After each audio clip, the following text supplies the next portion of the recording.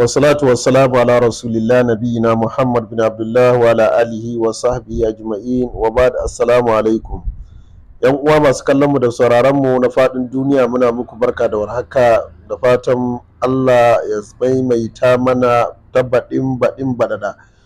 Barkanmu da sallah, Allah ka karɓa mana ibadunmu. Wannan za mu iya cewa kamar wata faɗakarwa ce wadda kowace irin sallah, musamman babbar sallah ta layya, wanda ake sharɓan lagwada, ake kwankwaɗan kan shanu, ake dankarar kan raguna, ake cin kayan ciki, ake cin nama gasasshe da soyayye. To idan mutum bai aniya ba irin wannan lokacin, sai ga mutum wai ta Hausawa ya tsuri, dandanan bini-bini sai ka gan shi yana shiga bayi. Mun sha bayani cewa shi maiƙo wani irin abu ne wanda yake ta'ammuli da system ɗin ɗan adam.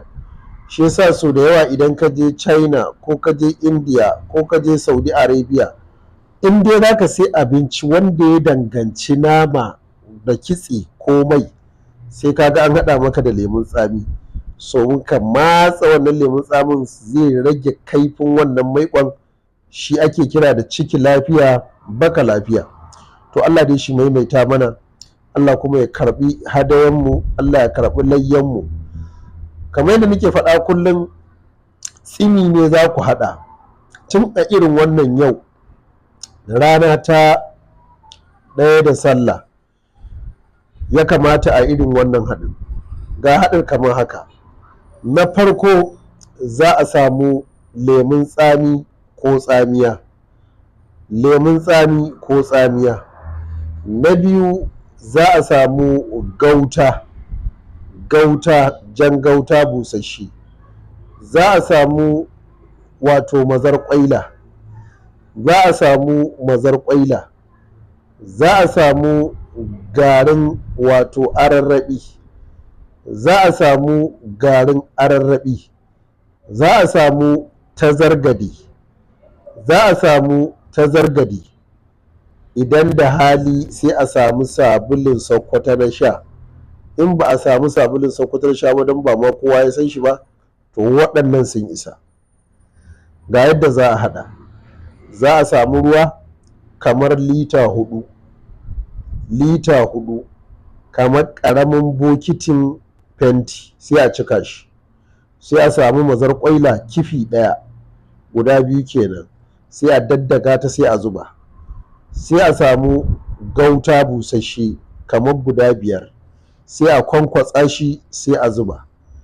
Za a samu garin ararraɓi cokali 2 babba, sai a zuba. Za a samu tsamiya sili 4, sai a zuba.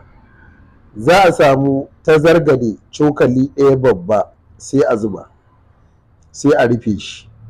So ake a jika shi kamar tun karfe 5 na yamma. Misali yau in aka rufe shi, ba za a yi amfani da shi ba sai gobe da safe.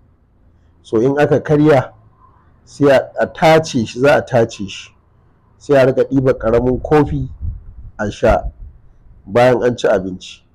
In gidan da yawa haka, kowa zai zo ya sha wannan. In kana da hali sai ka ƙara haɗawa.